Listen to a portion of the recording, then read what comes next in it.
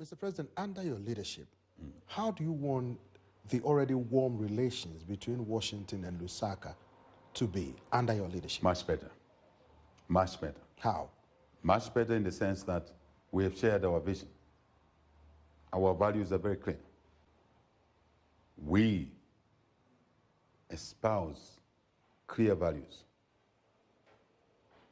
Constitutionalism, democracy, and democratic space to all in accordance to our constitution, in accordance to subsidiary laws. We ascribe the rule of law, order in society,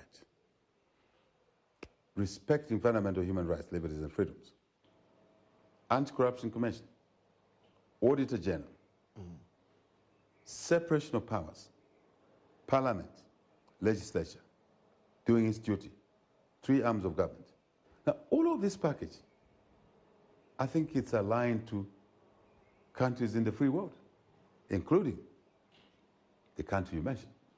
And since this is the case, I think we need to support each other. We need to strengthen our relationship. I think we have to align our interests, then find common interests. So is the case with the European Union. So is the case with India.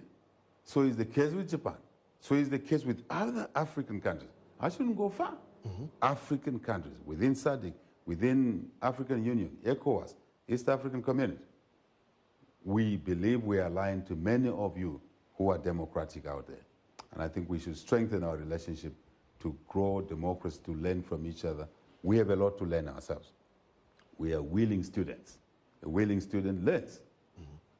We're not rigid. We don't know everything. We want to benefit from those who have done things better than us. We don't want to reinvent the wheel because it's expensive. We're not in that business. Thank you. Expectations in Zambia are high. Indeed. You promised a lot. People are saying you even overpromised. What is your message to them, Mr. President? Can you run a country where people are hungry? Do you think you will stay in office for a year, my brother? They'll take you out. A hungry man? An angry man. Is an angry man. So is that a promise? No. It is an obligation to feed the people. That's why we're seeking public office. Challenging, difficult as it is, we have to do it.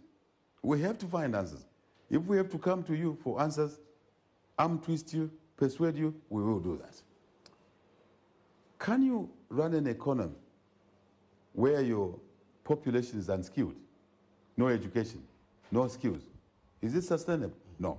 Therefore, the child must go to school. Not for the name that they graduate, but for the skill they have, they bring to the table, they acquire, which will help you run the economy. Right.